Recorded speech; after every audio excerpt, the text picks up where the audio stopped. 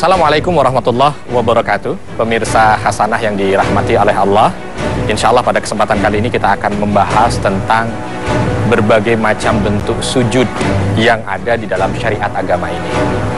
Sudah kita ketahui bersama bahwa sujud itu salah satu aktivitas ibadah yang sangat penting, dan karena dia merupakan ibadah, maka aktivitas sujud ini harus sesuai dengan koridor yang sudah ditetapkan dalam syariat. Kalau kita melihat tentang sujud di dalam agama ini, maka kita akan dapati ada 4 macam sujud yang ada di dalam syariat kita. Yang pertama adalah sujud kita di dalam sholat, ya. Sujud kita di dalam sholat. Dan ini yang termasuk bahagian yang harus sering kita perbanyak, karena ketika ada salah seorang sahabat datang kepada Rasul Shallallahu Alaihi Wasallam dan Rasul mengatakan kepada beliau dengan sabdanya, "Wahai sahabatku, mintalah sesuatu." Maka sahabat ini menjawab, "Wahai Rasul, aku meminta agar menjadi temanmu di surga." Subhanallah, permintaan yang luar biasa. Lalu Rasul Shallallahu Alaihi Wasallam menjawab, "Ada lagi yang lain selain itu?" Maka sahabat ini menjawab, "Tidak ada lagi yang lain, Rasul. Cukup menemanimu di surga saja." Maka Rasul Shallallahu Alaihi Wasallam melanjutkan, "Fa'inni ala nafsika bikathratis sujud." Hendaknya kamu bantu saya agar bisa terrealisasi keinginanmu itu dengan cara memperbanyak sujud.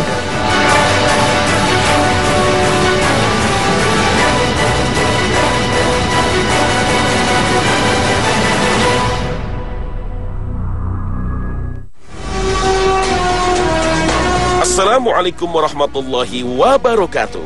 Selamat pagi pemirsa Trans 7. Khazanah Ensiklopedia Islam pagi ini kembali hadir ke hadapan Anda untuk saling berbagi wawasan keislaman dan saling berwasiat dalam kebajikan. Sekali-kali janganlah kamu patuh kepadanya, dan sujudlah dan dekatkanlah dirimu kepada Tuhan. Al-Quran Surah Al-Alaq ayat 19. Wasjud waqtarib, atau sujudlah dan dekatkanlah dirimu kepada Allah. Demikianlah Allah Subhanahu wa Ta'ala menutup firman-Nya dalam surat Al-Alaq.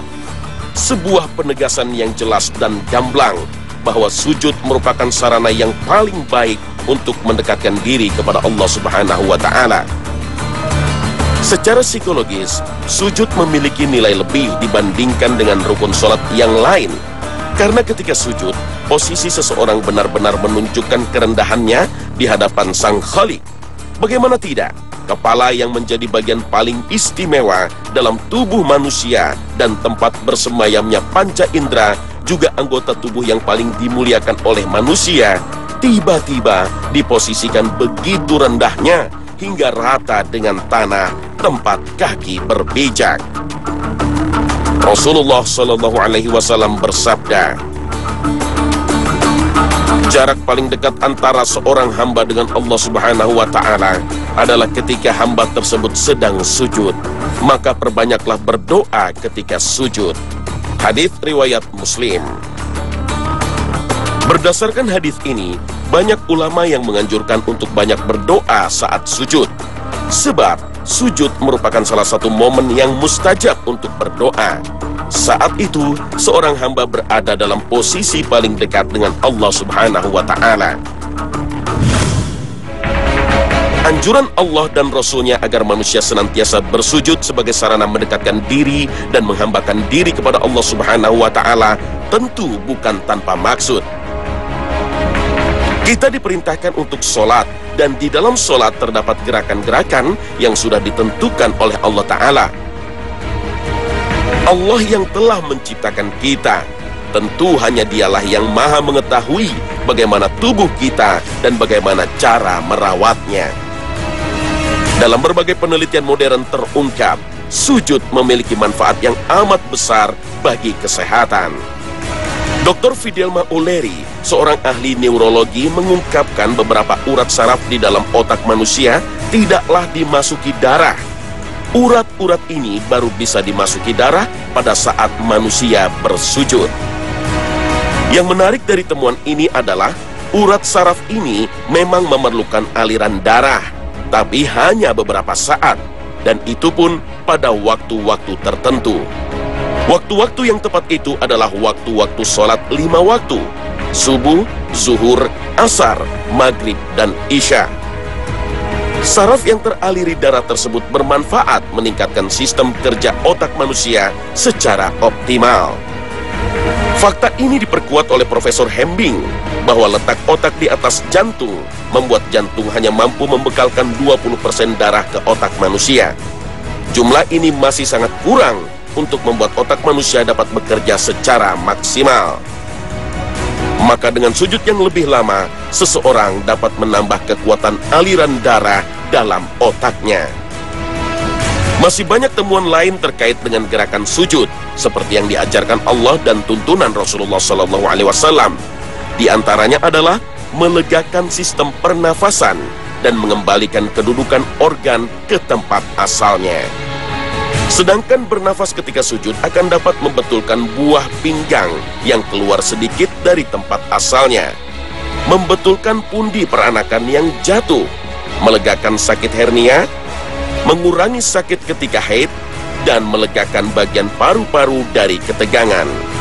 Bahkan memberi dorongan untuk mudah tidur, dan masih banyak manfaat lain dari gerakan sujud yang diungkap ilmuwan modern.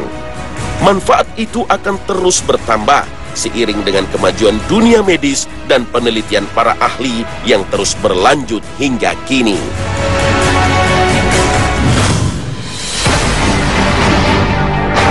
Dan ingatlah ketika kami berfirman kepada para malaikat, sujudlah kamu kepada Adam, maka sujudlah mereka kecuali iblis.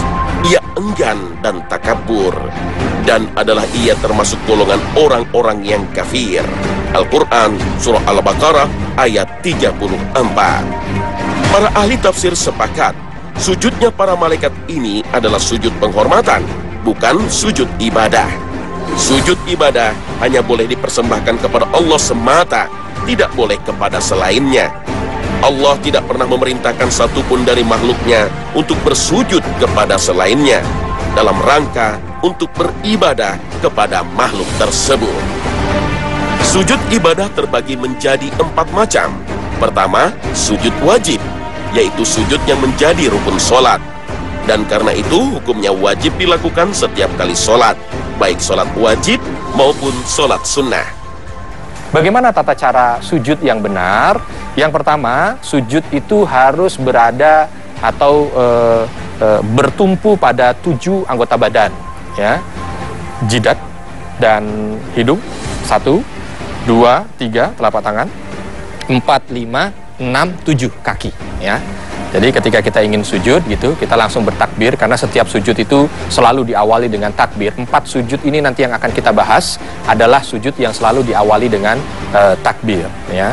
Langsung begitu kita ingin sujud, ya, dalam keadaan berarti dari berdiri i'tidal, ya, kita sujud Allahu Akbar, ya. Di saat sujud dilihat, ya, bahwa tangan menyentuh tanah, ya.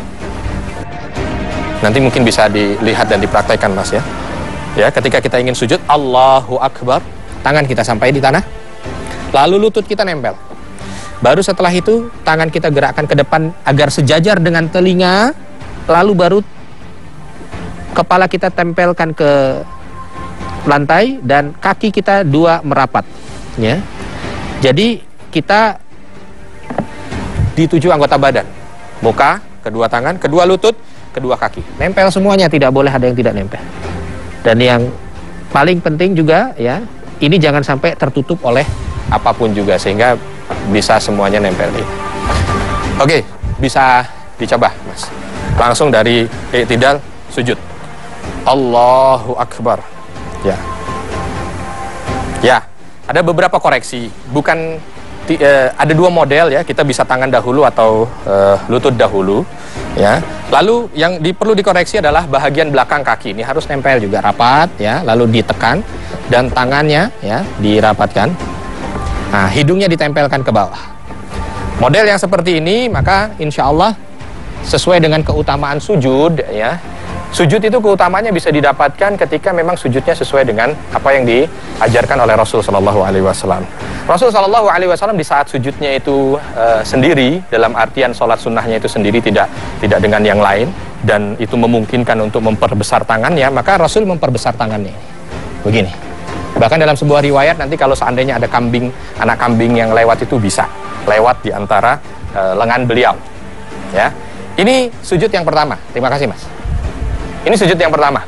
Adalah sujud di dalam salat. Dan itu yang dimaksudkan dalam hadis tadi, diminta untuk memperbanyak sujud. Kedua, sujud sahwi. Sahwi dalam bahasa Arab berarti lupa atau lalai terhadap sesuatu. Adapun menurut istilah syar'i, sujud sahwi sujud yang dikerjakan pada akhir solat atau sesudah solat untuk menutup kekurangan karena meninggalkan perkara yang diperintahkan atau melakukan sesuatu yang dilarang tanpa sengaja. Hal ini berdasarkan hadis Rasulullah SAW. Jika azan dikumandangkan, setan lari terkentut-kentut hingga tidak mendengar azan. Jika azan telah selesai, ia datang lagi. Jika iqamat dikumandangkan, ia pergi lagi.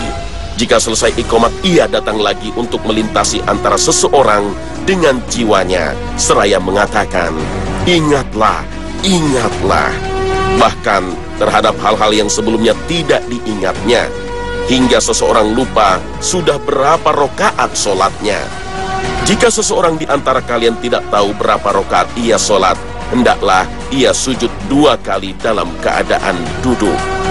Hadis riwayat Bukhari, Muslim, Tirmizi, Nasa'i, Abu Daud, Ibnu Majah, dan Ahmad. Lalu, kenapa diperintahkan sujud sahwi dan bagaimana caranya?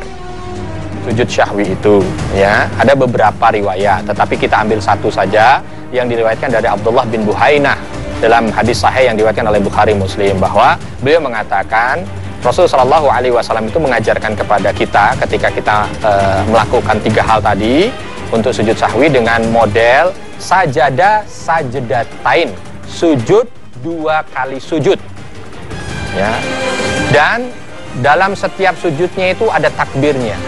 Ya, yukabbir fi kulli takbirah, yukabbir fi kulli sajdah. Jadi di dalam sujud, setiap sujudnya itu takbir.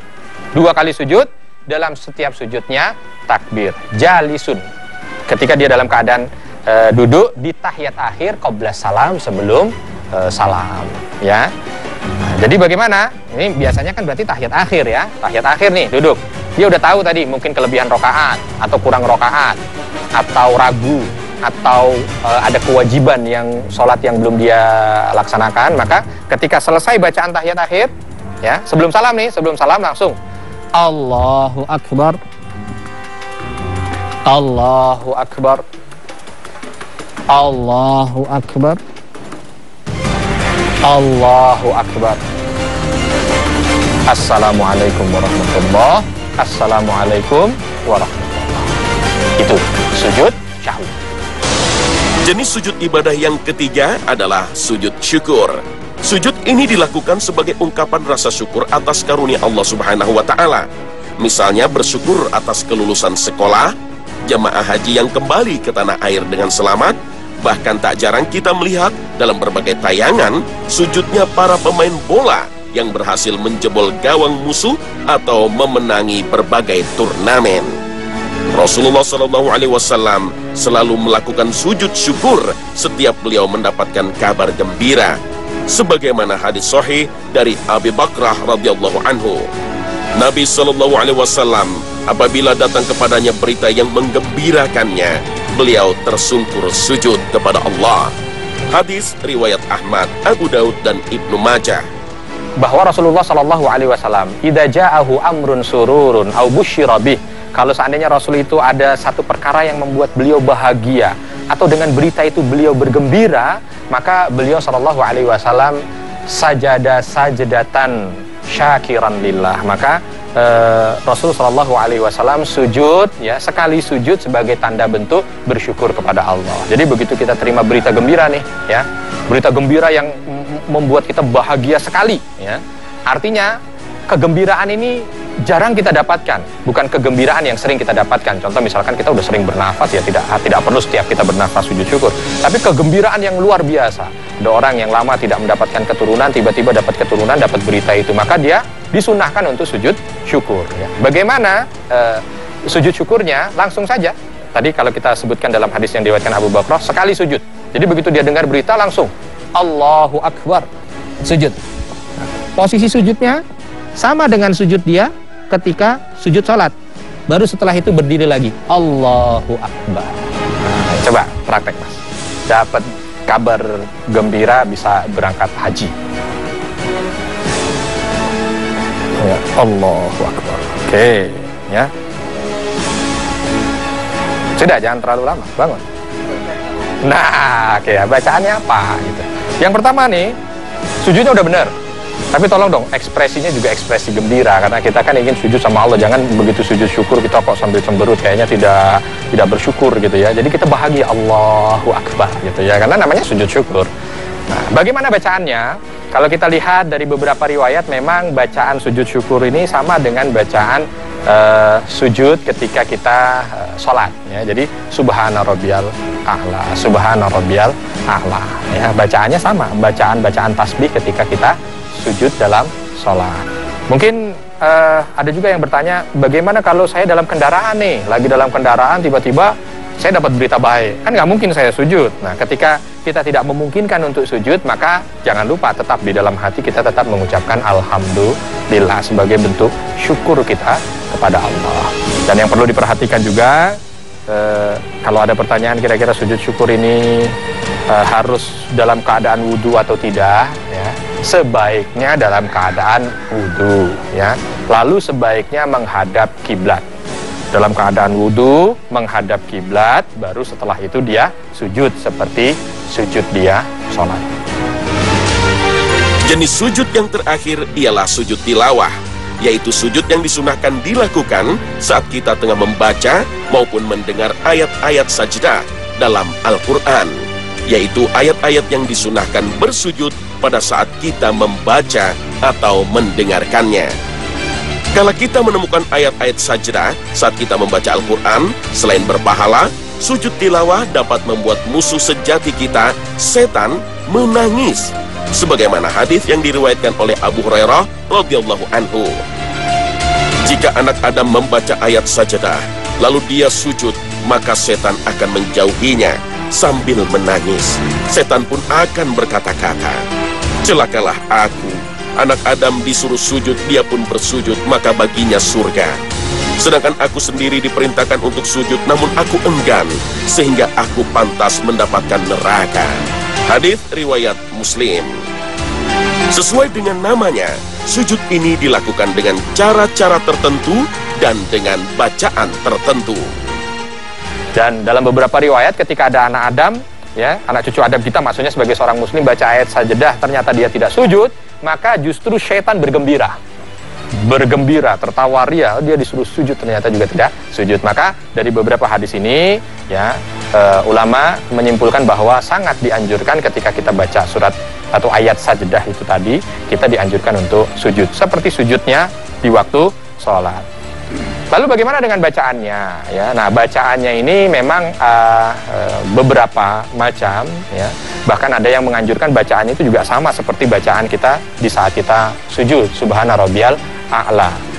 Tetapi ada beberapa riwayat juga dengan riwayat yang hasan bahwa ada doa juga yang dianjurkan oleh Rasul kepada kita ya, ketika kita sujud tilawah. Sajada wajhiya lilladzi khalaqahu wa sawwarahu wa syaqqa sam'ahu wa basarahu fatabarakallahu ahsanul khaliqin. Aku sujudkan wajahku kepada yang menciptakannya, yang membentuknya, dan yang memberikan pendengaran dan penglihatan. Maha suci Allah, sebaik-baik pencipta. Jadi bacaannya seperti itu. Kalau nggak hafal Ustadz bacaannya, ya sudah pakai bacaan ketika kita sujud. Ada Al-Quran? Coba. Waduh, ini orang soleh ya, kemana-mana bawa Quran. Nah, coba kita cari, ada beberapa ya. Nah, ini salah satunya yang sering dibaca ya. Nah, ini surat Sajdah ayat 15 nih. Ada tandanya ya. Nah, ini tandanya tanda apa nih? Tanda kubah ya. Macam-macam tandanya dalam setiap percetakan juga bermacam-macam ya. Tapi sudah dimudahkan dengan tanda ini. Coba silakan. Misalkan ini lagi baca di ayat sini ya. Langsung Quran diletakkan, langsung sujud.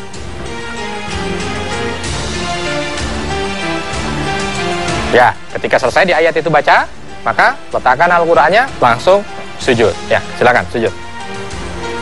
Ya, Allahu Akbar tetap diawali dengan takbir ya. Allahu Akbar. Sujud. Ya. Baca tadi sajada wajhiya lilladzi khalaqahu wa sawwarahu wa syaqqa sam'ahu wa basarahu fatabarakallahu ahsanul khaliqin. Baru naik lagi. Allahu Akbar. Ya. Nah, lanjutkan bacanya. Ya, jangan langsung shadaqallahul azim, jangan lanjutkan bacanya. Nah, itu tadi ketika kita sujud tilawah dalam keadaan mungkin dari berdiri, baik itu di dalam sholat ataupun mungkin ketika kita baca Qur'annya sambil berdiri, ya. Lalu bagaimana kalau dalam posisi duduk, ya? Ini tentunya ketika kita baca Qur'an, ya. Kita baca Qur'an dalam posisi duduk atau kita mendengarkan orang yang membaca ayat sajadah dalam posisi duduk juga. Bagaimana bentuk sujudnya? Oke, diambil Qur'annya, coba. Kita dalam posisi duduk nih, ya. Baca Qur'an, baca ayat sajadah, silakan dibaca. Ya. Begitu baca surat sajadah, selesai di bacaan itu, maka langsung Qur'annya ditutup, diletakkan di tempat yang baik, ya. Nggak usah jauh-jauh, di sini aja. Ya, yang penting tetap terjaga aman, ya. Baru setelah itu sujud. Sujud. Nah, sujudnya biasa saja, sujud langsung. Ya, begitu sujud, saya juga ikut sujud karena saya mendengarkan. Ya, saya sujud. Sajada wajhiya lilladzi khalaqahu wa sawwarahu wa syaqqa sam'ahu wa basarahu fatabarakallahu ahsanul khaliqin. Allahu Akbar. Ya, itu yang dinamakan dengan sujud tilawah. Sekali lagi, jangan meremehkan. Kalau seandainya kita sudah mendengar ayat sajadah atau baca ayat sajadah, jangan tidak sujud. Karena ketika kita tidak sujud, maka setan tertawa. Tapi kalau kita mampu sujud, maka setan akan menangis dengan ibadah yang kita lakukan. Alhamdulillah, 4 sujud ini sudah kita pelajari dan mudah-mudahan kita diberikan kekuatan oleh Allah untuk selalu melaksanakan aktivitas 4 sujud ini sesuai dengan tempatnya. Sholat sujud kita harus benar, lalu ketika kita mendapatkan kebahagiaan kita bersujud kepada Allah, lalu di saat kita membaca surat-surat sajadah kita juga berarti sujud tilawah. Kalau ternyata, dan ini harus diminimalisir yang terakhir ini, ada sesuatu yang lupa, kelebihan, kurang jumlah rakaat dalam sholat, juga jangan langsung salam, tapi kita sujud syahwi. Bahkan ada salah satu hadis sahih yang diriwayatkan dari Thauban radhiyallahu an, bahwa ketika beliau menghadap Rasul sallallahu alaihi wasallam, Rasul memberikan satu pelajaran penting. Alaika bikasratis sujudi lillah. Wahai Thauban, hendaknya kamu memperbanyak sujud kepada Allah. Kenapa? Karena tidaklah seorang hamba sujud kepada Allah dengan satu sujud saja, kecuali sujud itu bisa mengangkat derajatnya di hadapan Allah dan bisa menghapus dosa-dosanya. Subhanallah, alangkah bahagianya seorang hamba yang selalu dihiasi dengan sujud kepada Allah.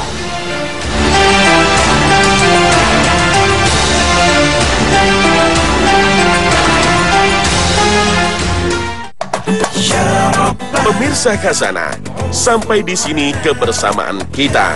Semoga panduan sujud sesuai sunnah ini dapat bermanfaat bagi pemirsa, menambah wawasan, memberi tuntunan ibadah sesuai syariat, serta mampu menambah keimanan kita kepada Allah Subhanahu wa Ta'ala. Amin ya Rabbal Alamin. Wabillahi taufiq wal hidayah. Wassalamualaikum warahmatullahi wabarakatuh. Ya Rabbana irhamna.